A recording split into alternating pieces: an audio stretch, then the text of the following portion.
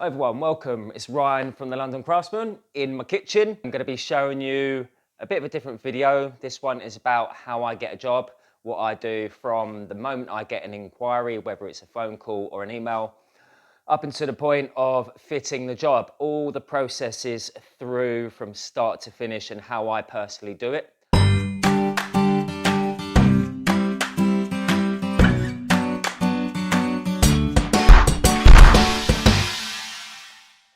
So I've got COVID at the moment, Sean's in the workshop, hence the reason I'm doing this video in here right now. I've been doing measuring up for 15 years, I guess, self-employed. It was a long time ago, it was when I was in my 20s. So I've been measuring up for a long time. I must have measured up probably 1,000 by now, who knows? So I've got my process down to a T.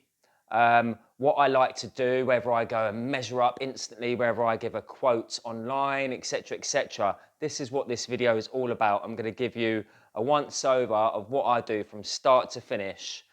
May be of interest to you. It may change the way you do things ever so slightly. So yeah, if that interests you, floats your boat, but stay tuned, watch to the end, and I hope you enjoy.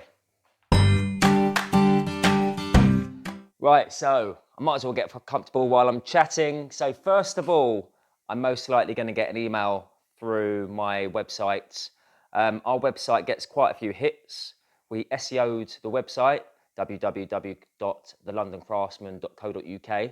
We SEO'd it, which is search engine optimization. When they type in a keyword, for example, wardrobe, alcove unit, St Albans, Hertfordshire, I get seen quite quickly on Google, so I'll be first page, etc., etc. We did spend quite a bit of money on it for about 6 months, but we stopped it and now we're just constantly getting work. So that's one thing I would advise you to do if you are struggling for work. We have a semi-decent website, which I'm not going to lie, I did all myself. Everything that you see is not made by a company, it's made through a company called Wix, W-I-X, and I've just modified it over time, and there's still plenty of work to do on it. But I find that it's pretty good and it's got enough pictures on there and enough information, including my price calculators, which is a great little feature I find. And it really, really helps. So people go online, they type in wardrobe Hertfordshire, and I'd come up, they look at my website, that's it. Go to my contacts page, I've got a little form that they send to me. And in that form, I've got a couple of questions. What do you want? How big is the space? Give me some more information. That gets sent through to me. Alternatively, they can send me an email to 2 of my email addresses that are on my contacts page. I've also got a phone number. Most people just send an email. So when I get an inquiry, because I'm quite busy, I'm taking over the role of admin at the moment. I'm doing quite a few roles at the moment. It's only 2 of us right now. I am having to say to people, well, can you send me some information? So they generally do, 90% people, say, yeah, I'm sure. I've got an email template here. It's an inquiry email saying, hi there, thank you for your email. We'd love to help you with your line and you fill it in. Before we attempt to measure up, we like to provide our clients with a quote initially via email. To enable us to do that, please send rough measurements, height, depth, width, a sketch of what you would like, description of the finish, for example, painted veneer, a photo of the space, and a picture, Google Pinterest picture of what you're trying to achieve. Once that is done, it says here, we'll send you an estimate via an email.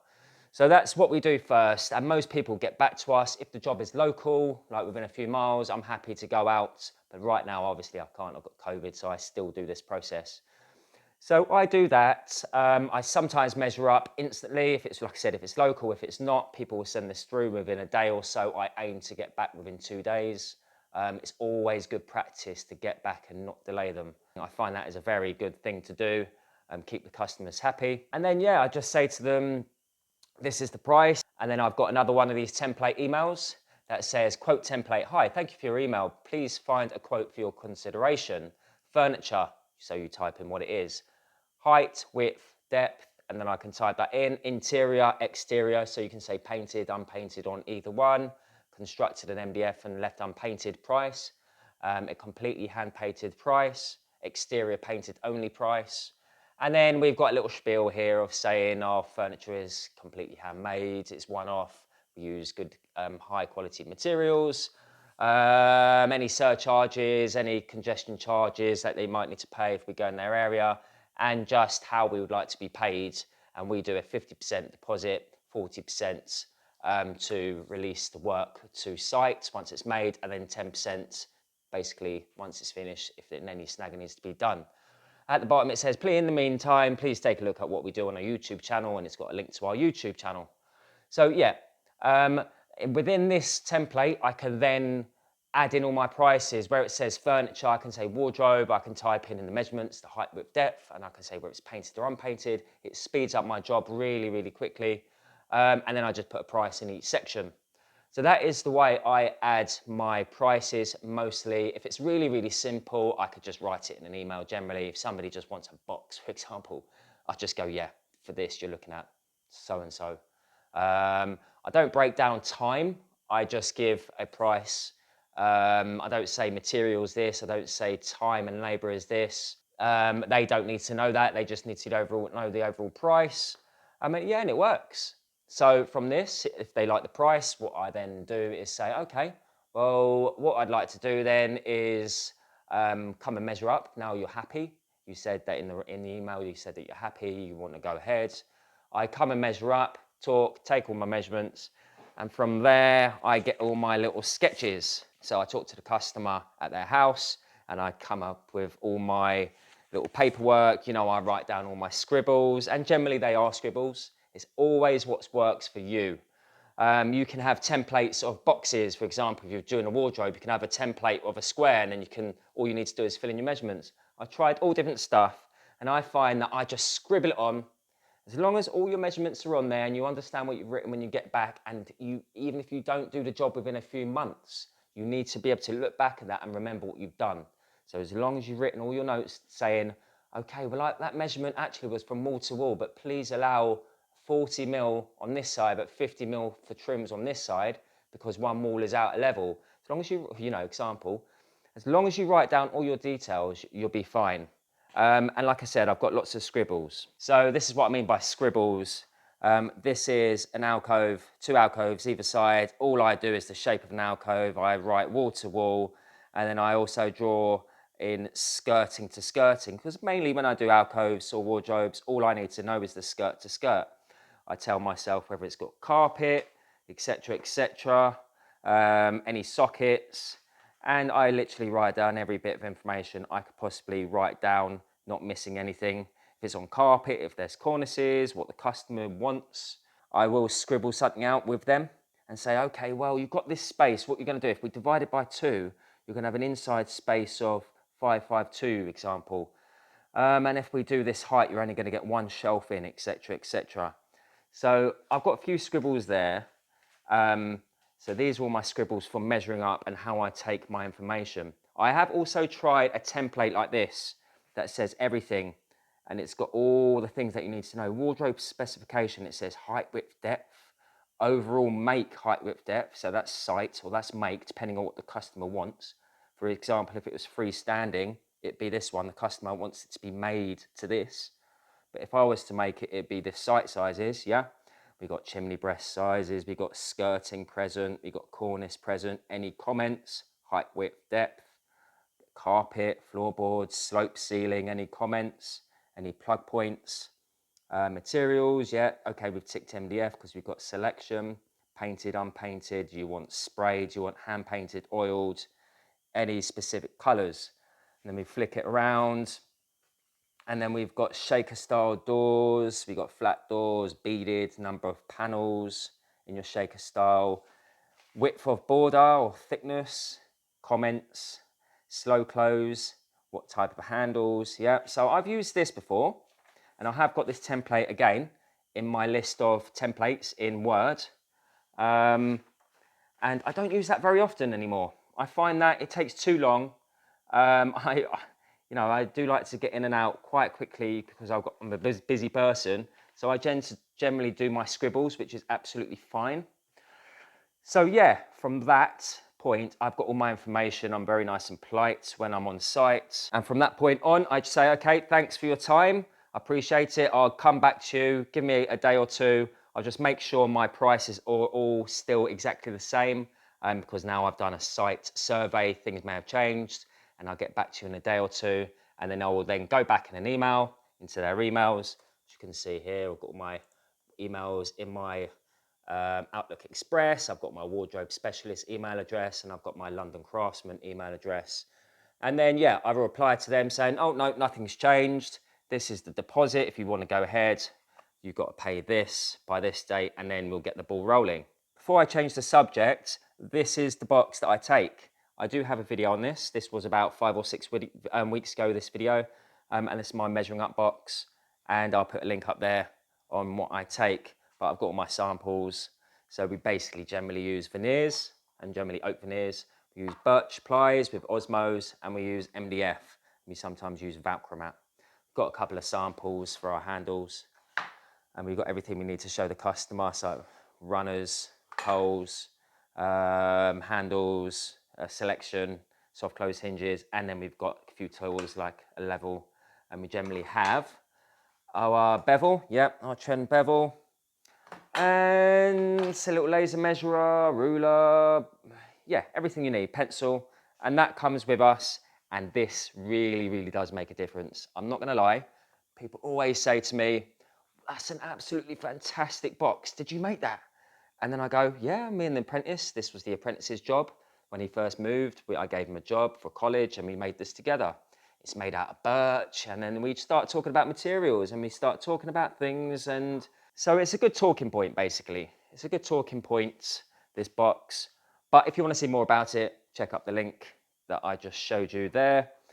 Okay, so now by this point, the customer would have said, okay, I'm happy with that after I've emailed them the new price or confirmed the old price.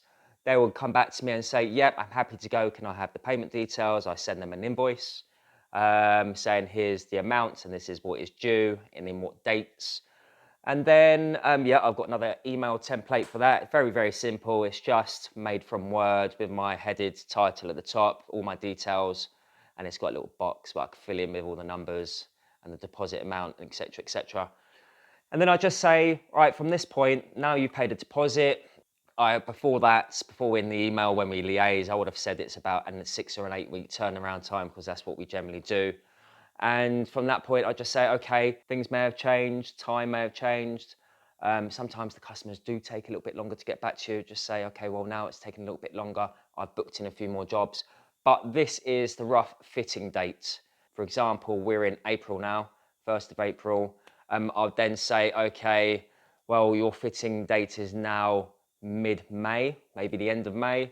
And then they would just say, okay. But they would have had a heads up on that before. I always talk to the customer about that beforehand, so I'm not shocking them for any changes. I do say we're a small company, things can change, please be aware of that. So right at the end, if I do have to make any changes, remember COVID and that is around, so we do have a little bit delays here and there. So our date is set. I could then use the money that they've paid to order the materials. Sometimes we have stock, but obviously you just need to take a deposit anyway. And from that point on, it's a matter of just getting the materials ordered. If we've got jobs in the queue already and we're doing those, they'll get done first. And when it comes to it, we jump on that job. 50-50 now, whether we cut up materials ourselves. It depends how big it is and if we've got stock. If we're rushed for time, we get our materials cut up from us from Cutting Edge Workshop or Moran's. If it's from Moran's, they don't edge it for us. If it's from Cutting Edge Workshop, they do edge it for us. They're extremely accurate, Cutting Edge Workshop. A little bit on high price, but their work is absolutely amazing. So if you are in Hertfordshire area, you need any cutting done, Cutting Edge Workshop is probably the one for you. And they put the iron-on edging for you, or timber edging, whatever you want to do. Okay, so then we start our job. We make it, we paint it, whatever we want to do. And then before, maybe about a week or so before we need to fit, I'd email the customer. But generally, I would keep in touch with them via emails.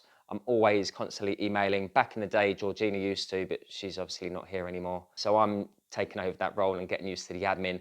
Hence the reason I'm not in the workshop as much anymore. Also, juggling the kids is a big thing. Yeah, and then from that point on, I just say, okay, we're 1 week away from finishing. We are near enough going to stick to your date. We're 1 day early, or we're 3 days late, or we're on time. Can you please make sure that your rooms are clear? what we initially do is come at 7 o'clock in the morning, we unload that entire van, put materials exactly where they need to be. This bedroom, that kitchen, that utility room, we put all our materials where they are. And then what we'll do is we put dust sheets everywhere, we'll talk to you, we discuss the job, and then we'll get cracking. And then they say, yep, that's fine, we'll do our best on clearing, we'll try and make you a parking space. And we get there at 7 o'clock most of the time. We start the job, and we're generally pretty good at sticking to our time frames.